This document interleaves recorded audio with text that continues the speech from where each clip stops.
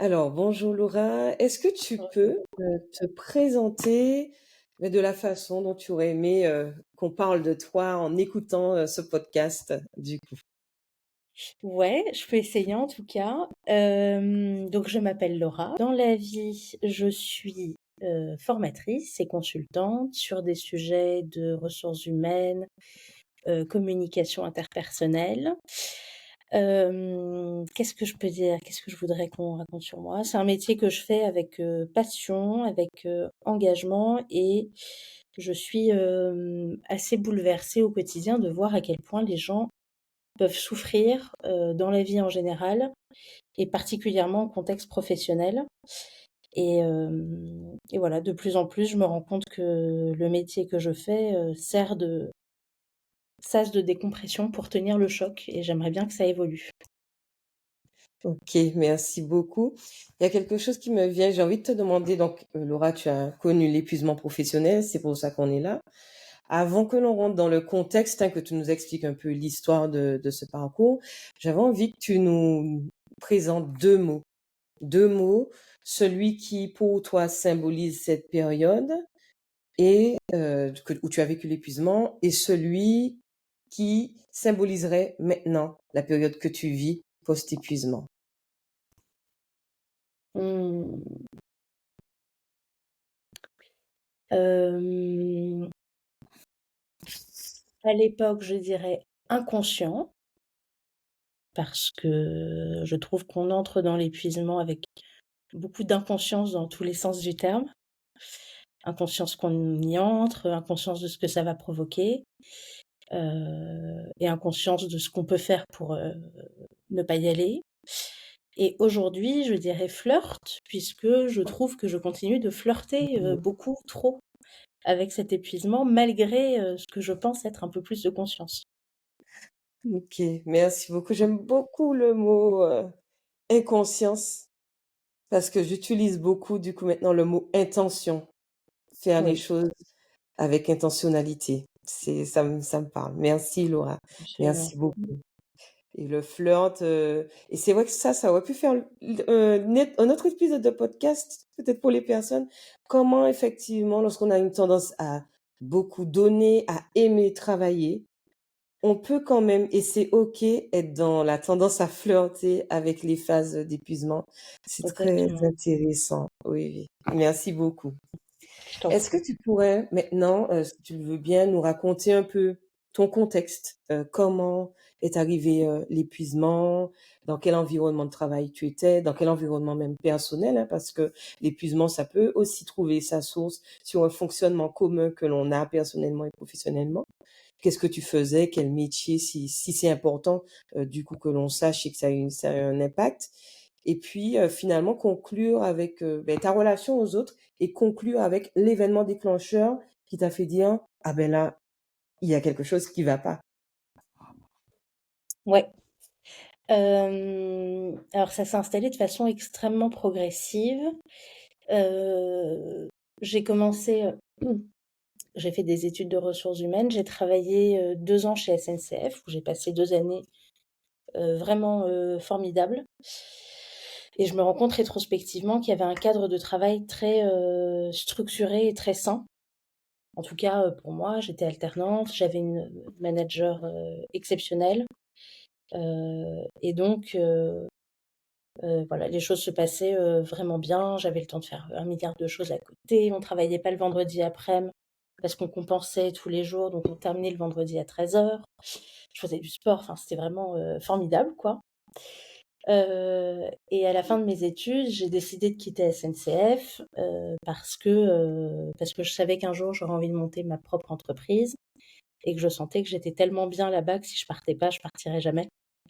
Donc j'ai arraché le pansement et je me suis orientée vers, un tout autre monde. Je suis allée dans le conseil, dans une toute petite structure où au départ nous étions 2, la fondatrice et moi. Et donc là, bah, plus du tout le même, cadre protecteur, plus du tout les mêmes horaires de travail. J'ai pas particulièrement envie de m'étendre sur, ma manager de l'époque, mais en tout cas, c'était pas la bonne manager pour moi. Ça, c'est une évidence. pas la bonne manager parce que,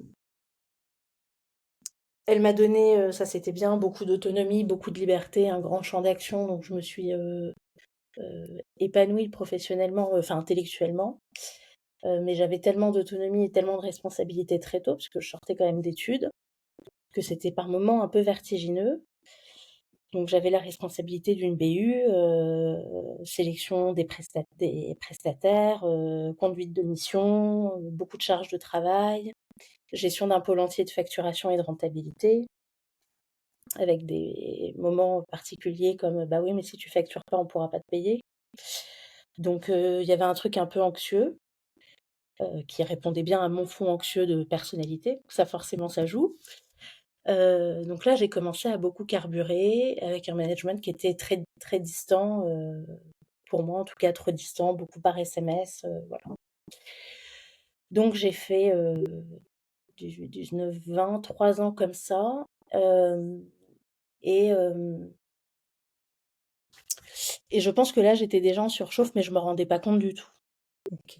Je me rendais pas compte parce que globalement ça tenait, et puis parce que, c'est quand même hyper flatteur, d'être, super warrior en sortie d'école, de gérer autant de choses, donc pour l'estime de soi, pour l'ego, c'est génial, quoi. Tu te dis, «Je peux tout faire».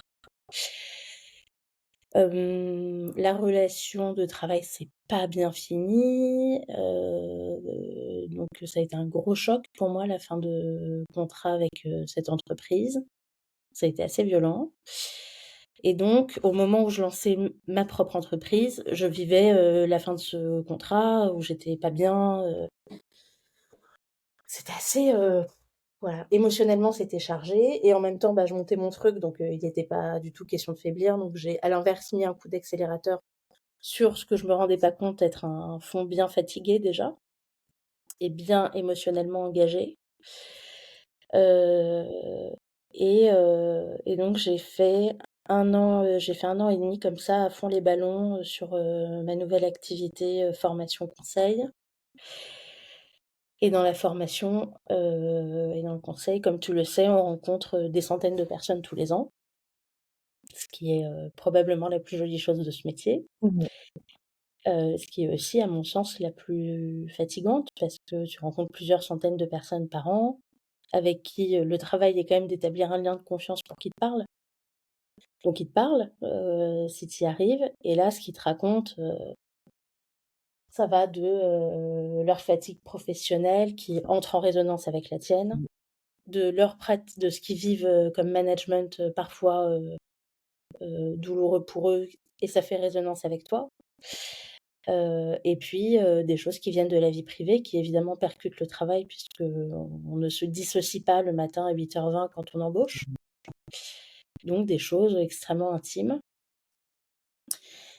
et je pense que j'ai fait un surdosage de déprime sur, cette fatigue, et cette impression qu'il fallait absolument tenir, être disponible pour les autres, l'exigence de ce métier qui est de tous les jours, tu es en forme. Tu peux pas prendre un groupe et dire: «Bon, bah, écoutez les gars, moi aujourd'hui je suis éclatée, donc on va faire une petite journée». Ça n'existe pas, tous les jours, tu pètes le feu bien sûr.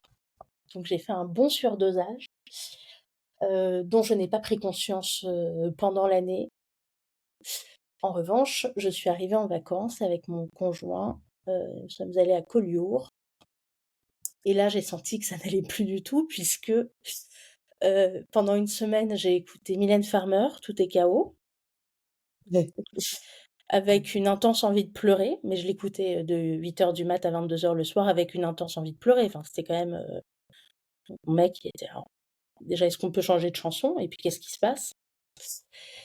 Je lisais un bouquin qui s'appelle, Paresse pour tous, que je recommande chaudement, qui est une espèce de roman, une espèce d'utopie politique, d'un prix Nobel qui préconise de travailler, de mémoire c'est 5 heures par semaine, enfin bon bref, je sais plus, mais en tout cas une réduction drastique des temps de travail et je me souviens que j'étais sur la plage, vide, avec, l'envie de rien à part de plus jamais remettre les pieds, de près ou de loin près d'une organisation. La conviction que le capitalisme allait tous nous tuer, et la conviction que Mylène Farmer avait raison quoi et que c'était le début de la fin de l'humanité. Enfin, c'était vraiment, il y avait plus rien, et puis dans un délire de généralisation de tout est à jeter. Tous les Voilà. environnements sont Tout est toxique, tous les gens sont toxiques, les organisations sont toxiques, les entreprises sont toxiques, les gens sont fous. Qu'est-ce qu'on fait au travail? Qu'est-ce que je fais au travail? Quel est le sens de mon métier? Enfin vraiment, permutage complet. Il se trouve que j'ai une chance, c'est que je craque, enfin, je sais pas si c'est une chance, mais je craque toujours pendant l'été. Donc c'est systématique en fait. À chaque démarrage d'été, c'est pour ça que je dis qu'en ce moment je flirte. J'ai cet état de faut que je lâche. Et comme je prends des bonnes coupures l'été, bonnes coupures étant 1 mois minimum, je me refais un peu la cerise. Et à la rentrée, j'ai un peu retrouvé le sens. OK. Donc je n'arrive plus tout à fait dans le même état à la fin de l'été, enfin au début de l'été, et je récupère de mieux en mieux pendant la pause. N'empêche que je flirte et que je le sais et que c'est pas bien. C'est intéressant ce que tu dis parce que lorsque je réfléchissais à ce podcast, je me disais: «Est-ce que j'étais, la seule ou normale?» Moi, ma période, c'est maintenant, c'est-à-dire que j'ai, comme un pic, jusqu'à enfin tout l'été, voilà, je travaille, j'ai un pic. J'ai un pic aussi d'énergie vers, octobre et pour des raisons, voilà, très personnelles parce que j'ai eu la perte d'un proche fin octobre qui revient, donc mon père, pas le citer. J'ai un creux, j'ai une énergie qui est plus basse, vers novembre et après fin novembre, je redémarre. Donc c'est intéressant, ce sera intéressant de parler avec les autres personnes si elles ont identifié un pic, parce que là, toi, tu parles du début de l'été comme, un pic où voilà, ça descend, puis ça remonte. Voilà, c'est assez intéressant. Je me disais: «Est-ce que c'était normal ou quoi?» ou maintenant comme je me connais, donc je surfe à fond sur mon pic d'énergie parce que j'ai besoin et quand je parle à certains de mes clients, qu'ils identifient. Je leur dis que moi, je compare ça au serpent et à la mue, en fait. Et ce qu'on trouve normal chez le serpent, alors maintenant, je le normalise pour moi. Je me dis, ben, Ophélie, c'est ta peau de cette année qui est en train de Mmh. partir, accepte en J'adore fait. l'image, Parce que j'adore au l'image. début, c'était hyper difficile pour moi. Moi, Ouais, j'aime bien être heureuse, contente et du coup, avoir cette période où, ouh là là, j'ai besoin d'un rythme plutôt low batterie, respecte-toi et je n'envisageais pas ça comme ça et t'entendre dire ça, pardon Laura, mais c'est presque rassurant mais je suis du coup, d'accord, moi aussi ça pour me moi, rassure. de savoir que tu as ta période aussi et que tu as Ouais, identifié, du coup, voilà, que ça revenait, quoi. ouais, et je pense que, en tout cas c'est, vraiment une de mes croyances, que le cerveau est, enfin il est intelligent de plein de façons, mais il est inconsciemment intelligent, c'est-à-dire malgré nous, et qu'il fait cette espèce de mue, comme tu dis, à la bonne période, quand c'est possible en fait. C'est Quand il ça. y a de la bande passante, il lâche tout, quoi. Exactement, cette mue, cette protection. OK, je vais te protéger parce que si j'interviens pas, tu peux continuer, du coup. Tu pars dans le décor, ouais, OK, exactement. génial. Du coup, ça a été ton événement déclencheur, en tout cas ta prise de conscience.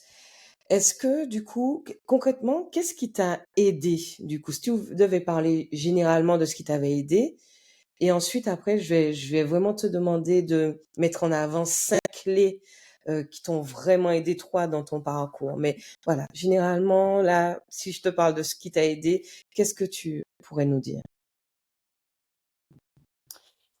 En un, résolument, et c'est je pense mon combat pour, le restant de mes jours, mon psy. J'ai la conviction absolue que nous devrions tous voir un psy régulièrement. Eh oui, Soit on en a un faible besoin et c'est de l'entretien, comme de la mécanique, et on y va une fois par mois, une fois tous les 3 mois pour, follow up, voir ce qui s'est passé, faire un état des lieux, déposer les choses à un endroit adapté.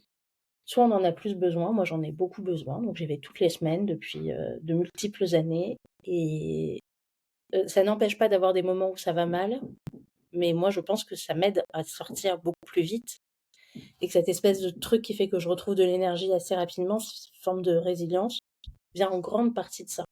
exactement. Donc un psy, moi c'est un psychiatre, un psychologue, un psychothérapeute, un psy ce que vous voulez, avec lequel ça match. et puis faire confiance, réussir à établir un lien de confiance avec, ce soignant et entendre ses alertes Oui. qui peuvent être, «Là, vous ne dormez pas assez, là, vous travaillez trop, là, vous avez besoin d'un traitement, médicamenteux», voilà, je pense qu'il faut banaliser ça, le suivi psy comme le traitement et que ça sauve. Donc ça, de toute évidence, ça m'a beaucoup aidée. Ensuite d'avoir un entourage, j'allais dire bienveillant, aimant, mais c'est au-delà de ça, c'est un entourage, sain, relativement équilibré dans les mesures de ce qu'un humain peut être équilibré, hein. On fait avec ce qu'il y a aussi, mais sain qui arrive à en tout cas moi je le vis comme ça, c'est des périodes où il y a plus beaucoup de rationalité, Mmh. parce que c'est réactionnel et c'est de la sauvegarde, enfin c'est de l'autopréservation. Moi, ça m'a beaucoup aidé d'avoir, un conjoint, de la famille, des amis qui appuient, qui, sont capables aussi de dire: «Ben, oui, tu dis que tout ce que tu fais, c'est nul, que ça sert à rien, que machin, mais moi, c'est pas ce que j'observe». Donc de ramener un peu au réel, avec douceur, mais avec, une forme de fermeté quand même. De se raccrocher aux évidences qu'on oublie, que moi j'ai bien oublié là, le 29 septembre. Avoir une vie en dehors du travail, Mmh. mettre son énergie pas uniquement là-dedans, avoir des activités qui nous font plaisir, incluant, un minimum d'activité physique parce qu'il y a beaucoup de choses qui se régulent par le corps, tout ça, ça aide. Et après c'est très personnel, mais moi la musique et les livres et la peinture, il y a pas grand chose qui m'aide autant, voilà, d'écouter, de voir et de lire du beau, ça m'aide et puis ça me redonne un peu foi en l'humanité. S'il y a des gens qui écrivent des choses aussi belles, c'est que tout n'est pas à jeter, c'est pas possible. OK. Du Donc ça coup fait un top 4, je crois. Un psy, un entourage, mettre de l'énergie ailleurs et du beau. Donc c'est d'une affligeante banalité, mais je crois que ça et marche. et puis, et c'est intéressant ce que tu dis, l'affligeante banalité parce que, heu, lorsqu'on vit parfois l'épuisement et ou lorsqu'on s'aligne un peu, tous ceux qui ont connu, je ne sais pas si toi tu as déjà fait le constat, mais ce qu'on peut repérer, c'est que, en tout cas, moi, je parle de moi, ce n'était pas pour moi une norme de savoir prendre soin de soi, de soin de moi, pardon. Je l'ai appris. C'était même un effort qui me demandait plus d'énergie que l'énergie que je mettais au travail. J'avais une telle prépondérance et facilité à travailler et en plus j'adore ça et j'adore toujours ça, ça me met en énergie, que lorsqu'on m'a dit, «Prends soin de toi», pour moi ça voulait rien dire parce que me laisser là et me dire: «Prends soin de moi», alors que j'ai connu l'épuisement, si je le savais, je ne serais pas Je l'aurais tombée fait, d'épuisement. tu Donc c'est raison. intéressant ce que tu dis parce que oui, aujourd'hui on cite ces étapes, qui pour le commun des mortels qui arrivent, c'est très bien pour eux, mais pour quelqu'un, qui sont dans l'épuisement, à un moment donné, c'est revenir et voir si, prendre soin de toi, c'est quoi pour toi? Effectivement. C'est hyper, je trouve ça hyper juste ce que tu dis et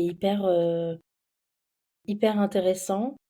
Enfin ça me fait penser à plein de choses, ça me fait penser à effectivement, c'est la base, mais si on savait le faire, on le ferait et donc de toute évidence, on ne l'a jamais appris ou on ne l'a jamais mis en œuvre et donc c'est du boulot et c'est normal que ce soit exigeant et que ça paraisse complètement improbable de s'arrêter à 1 heure, de ranger son ordinateur, de faire du yoga, de je sais pas quoi. C'est vraiment, voilà, c'est difficile. Je trouve ça hyper juste et il y a aussi un côté, heu, je trouve qu'avant, de sentir l'épuisement et puis surtout de voir qu'effectivement il y a des choses, très banales qui peuvent te faire du bien, c'est presque trop banal pour y aller. Enfin, c'est Exactement. très, «D'accord, donc je vais faire, 1/2 heure de sport, tous les jours et je vais m'arrêter de travailler à 19 heures et ça va aller mieux». Bah, ouais. Ouais, ouais, bah, effectivement, ça suffit, quoi. Enfin, ça Oui. suffit. en bonne partie. Donc ouais, ça me parle beaucoup et prendre soin de soi, en fait, ça veut dire des choses très simples, mais dans le fond, ça veut rien dire, donc c'est un peu je trouve que c'est très incantatoire de dire aux Exact. gens: «Prenez soin de vous». Bah, avec ça, Qu'est-ce que je peux faire? c'est quoi? Est-ce que ça veut dire que je dois faire des massages toutes les semaines? Est-ce que ça veut dire et puis quand ça va mal, on n'a pas envie de prendre soin, enfin, en tout cas moi, j'ai pas envie de prendre soin de moi quand je vais pas bien. J'ai envie de m'oublier, dans un coin et de faire comme si j'existais pas. J'ai pas du tout envie de passer du temps avec moi-même.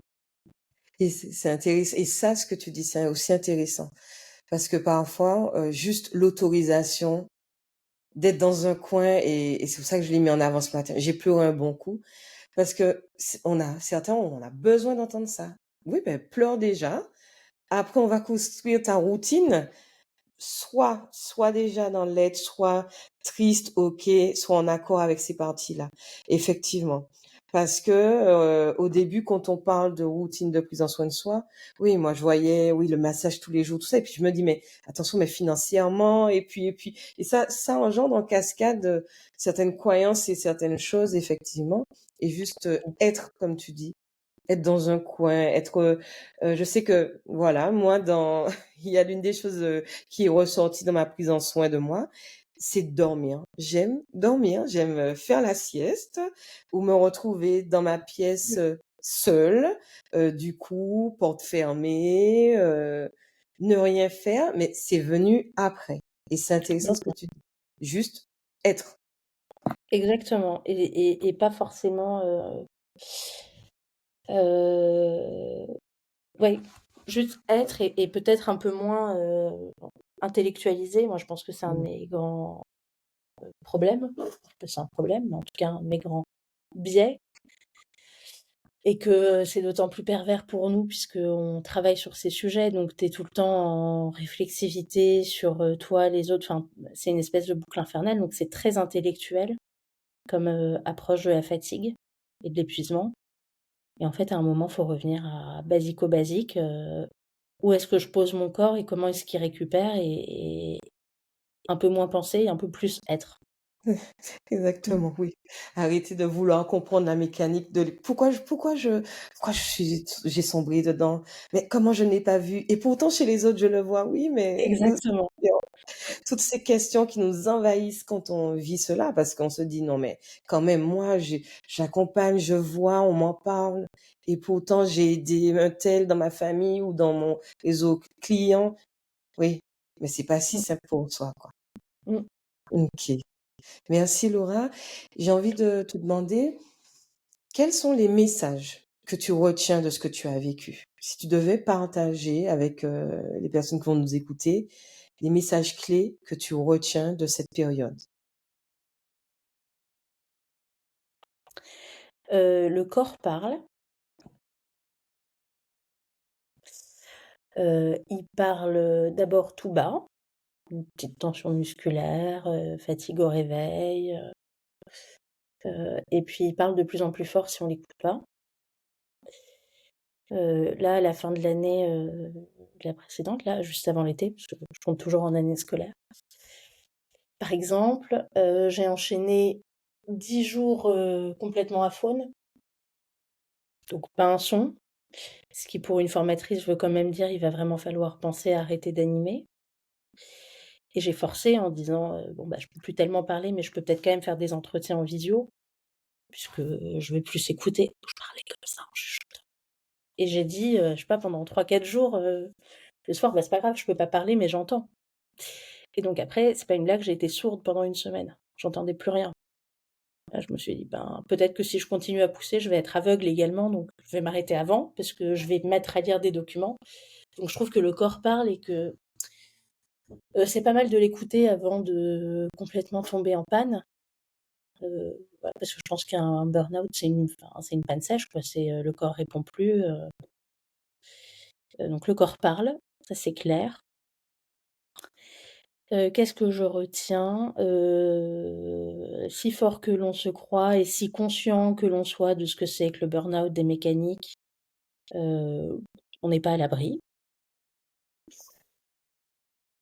Et quand tu m'as posé la question, j'ai un autre truc qui est venu, mais je l'ai perdu, évidemment. Qu'est-ce que je retiens? Oui, c'est une formidable responsable administrative avec qui je travaille qui a écrit ça dans son message d'absence et ça m'a beaucoup parlé. Elle a écrit qu'elle était en congé, le cœur tourné vers l'essentiel. Waouh! J'ai trouvé ça très beau. D'abord, j'ai Ouais, trouvé ça très courageux de le mettre dans son message d'absence. J'ai trouvé ça très beau. Et, euh, et ouais, je pense que c'est ça que ça dit. C'est où est-ce que je mets l'essentiel? Peut-être qu'il y a une partie de mon essentiel qui est au travail. Je pense que ouais, on se réalise beaucoup, on s'y épanouit. Tu le dis, je le dis aussi. On peut adorer travailler, on peut être énergisé par son travail. Donc ça peut faire partie de l'essentiel. On peut y mettre beaucoup de cœur, mais ça peut pas être le seul essentiel d'une vie. Enfin, en tout cas, pour moi, c'est ça que j'ai compris. ouais, Et, euh, et donc, sur quoi est-ce que j'ai envie de tourner mon cœur? Peut-être 7 heures, 8 heures, 9 heures par jour mon boulot. Peut-être 8 heures mon sommeil. oui. Et sur ce qui reste, qu'est-ce que je mets et quelle intensité j'y mets? Faire ses propres choix, designer sa propre Mmh, harmonie. exactement. Oui, Ouais. merci beaucoup. Merci Laura. Est-ce que tu peux nous dire, tu nous en as déjà un peu parlé, tu as expliqué un peu que tu continues, tu le disais, à flirter selon toi Mmh. avec l'épuisement. En tout cas, et on voit que tu connais tes limites, du coup, que tu y réponds. Est-ce que tu peux nous dire, qui est la Laura post-épuisement? Et puis, est-ce qu'aujourd'hui, tu as réussi à designer ta propre routine de prévention de l'épuisement? Où est-ce que tu en es sur ce point avec ce grand thème prendre soin de soi? Qu'est-ce que toi, tu as choisi pour toi? Qu'est-ce que tu peux nous en dire? Alors j'ai choisi, je te les donne dans le désordre et en vrac, ça va pas avoir beaucoup de sens. Heu, j'ai choisi de faire du yoga. J'ai choisi un yoga très doux qui s'appelle du yoga doux ou du yoga restauratif, donc qui n'a rien à voir avec une, prouesse, physique. C'est plutôt le club des octogénaires qui s'étirent, mais ça me convient bien, quoique je ne sois pas octogénaire. Heu, donc c'est des cours quand je peux y aller, qui durent, 1 heure, qui sont, j'en profite pour faire leur pub, c'est dans un truc qui s'appelle Jean, qui est un centre de soins particulièrement dédié à la santé des femmes, qui adosse toujours un atelier, enfin un espace pour faire du sport, et c'est des kinés, des ostéos qui font les cours, donc avec vraiment une approche, que moi je trouve intelligente et qui me parle en tout cas, avec des tarifs pour les étudiants. Donc là, ça me fait du bien parce que c'est doux, parce que c'est pas, il y a pas de question de performance et j'ai pas du tout envie de faire du sport pour la performance, et donc j'essaye de faire, 10-15 minutes par jour de yoga, y compris, c'est la décision de cette année, en déplacement. Ce qui fait que j'ai acheté un tapis de yoga pliable qui est désormais dans ma valise. Décidément, on ne se voit pas vieillir. Heu, donc j'essaye de m'y astreindre en étant, pas trop exigeante, c'est-à-dire qu'il y a des jours où ça passe pas, et j'ai établi que, je ne me dirais pas que c'est forcément le matin, le soir ou à telle heure parce que c'est pas cohérent du tout avec mon mode de vie. C'est quand je peux et quand je veux, et si j'arrive à prendre un quart d'heure, c'est bien, au bout duquel je fais soit une petite méditation, soit de la cohérence cardiaque, ce qui fait, partie de ma routine. Voilà, même si là, ça fait 4 jours que je l'ai pas fait, mais c'est le programme de la journée. Qu'est-ce que j'ai mis dans ma routine? J'ai une collection d'eau de fleurs, absolument délirante, donc eau de rose, eau de bleuet, heu, orange amer, je sais plus quoi. Ça me fait du bien le soir, ça sent bon, ça me détend. C'est vraiment le geste de: «OK, la journée est vraiment finie, là, on va aller se mettre au dodo et on relâche», et ça me fait vraiment du bien. Je pense que ça peut être aussi simple et basique que ça. Qu'est-ce qu'il y a d'autre? Le psy, une fois par semaine, bien sûr. Heu, J'essaye de nouveau de remettre du temps dans les amitiés. Donc, en tout cas, régulièrement étant à la fin de chaque semaine, je me demande si j'ai pris du temps pour ça, sans me flageller si je l'ai pas fait. Mais voilà, je me rends compte que le quotidien de la vie d'adulte, si je puis dire, fait qu'on oublie vite de mettre de l'énergie là-dedans et que, en tout cas, moi, c'est essentiel à mon équilibre et à la personne que j'ai envie d'être. Donc ça fait partie de ma routine. Et puis, sur les recommandations, donc c'est très médical de ma naturopathe, parce que j'ai consulté une naturopathe qui était super. Elle m'a recommandé de faire un massage par mois, ce qui coûte, OK. un véritable, SMIC. Sauf qu'il y a une école dans Paris, dans le 15e, de massage où on peut faire des massages d'1 heure pour 40 €, ce qui est quand même pas mal. Et c'est vachement bien parce que ça stimule le système parasympathique et je suis hyper, réceptive au massage. Donc ça me fait du bien. Et puis parler avec, voilà, j'ai quelques amis qui sont, particulières dans mon cœur et qui, voilà, qui ont toujours des mots justes ou des approches, justes, avec qui ça fait du bien de papoter. Ça, c'est fondamental, quoi. OK. Merci beaucoup Laura, merci. Tu as, dit des choses qui sont essentielles dans quand on se reconstruit après l'épuisement et tu l'as dit tout au long déjà, je voulais rebondir sur la notion de l'entourage et comme tu as dit l'entourage sain. C'est un élément, voilà, je vais publier la semaine prochaine et je l'ai mis en avant parce qu'on peut se sentir on peut être entouré, numérairement et se sentir très seul. Mmh. Et ça, dans l'épuisement, c'est vraiment un point où il faut faire attention, hein. Et des fois, on aime beaucoup notre famille, l'amour, voilà, sans condition, mais être face à quelqu'un qui est épuisé, parfois on peut ne pas avoir les moyens, les outils, surtout si la personne est considérée comme un pilier, ça peut vite te faire peur que la personne soit du coup épuisée. Et c'est important ce que tu dis de parce qu'il y a un tri des fois naturel qui se fait et puis ensuite on se rend compte vraiment de sur qui on peut compter. Donc ça, c'est Mmh. vraiment important, la notion de l'entourage. Je le retiens. Ce que j'aime aussi dans ce que tu décris, c'est oui, tu as découvert et tu fais des choses qui te conviennent. Et surtout, tu te lâches la grappe avec le fait, que ce soit, forcément planifié, organisé à tel ou tel moment et je pense que pour, ceux qui sont épuisés, ce besoin de flexibilité, il est très, très, très important et le dernier, élément qui m'a aussi, impactée quand tu en as parlé, c'est la notion de créer son propre cocon et qu'il soit, comme on le souhaite. C'est vrai qu'on minimise l'impact du côté olfactif, le parfum, les huiles essentielles. Voilà, il y a une mindset coach que j'écoute et qui dit ça, c'est créer son environnement.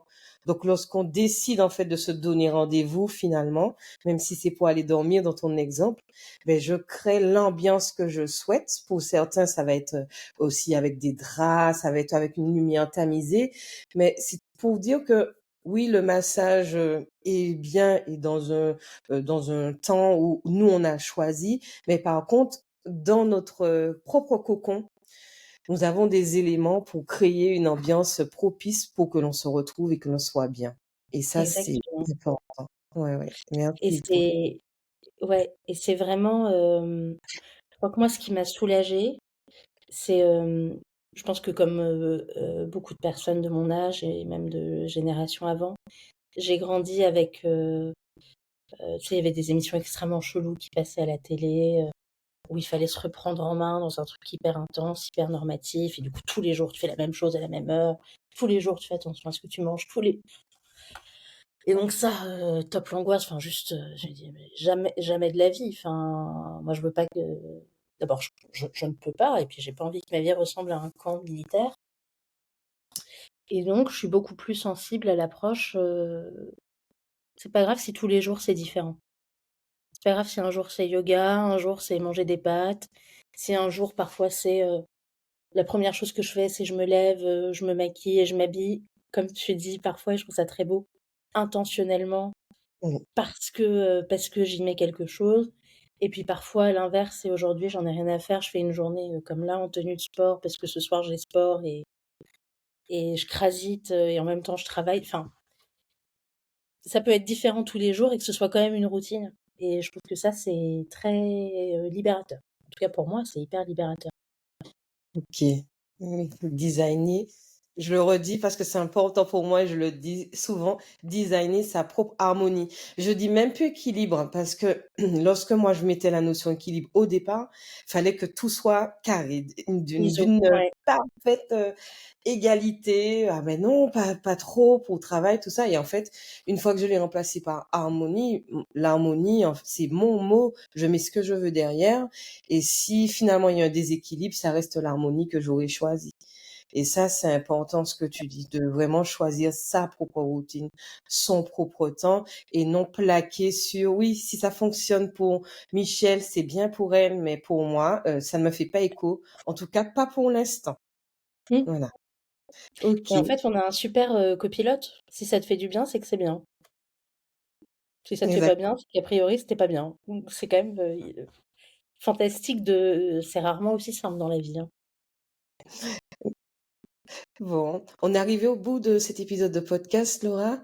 Est-ce que du coup, tu peux dire si tu as un message que tu souhaiterais passer pour conclure aux auditeurs? Je veux bien essayer d'en trouver un. Je vais essayer de dire un truc intelligent. Ou à défaut, un truc sincère. Ce sera bien aussi. Euh,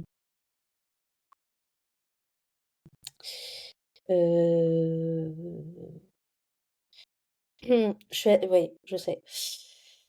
On dit souvent que l'épuisement professionnel, donc le burn-out, mais aussi l'épuisement des proches aidants, enfin bon, bref, toutes les formes d'épuisement liées à des activités chargées, à beaucoup d'investissement de soi, sont les corollaires de personnes qui sont très impliquées, très dévouées, etc.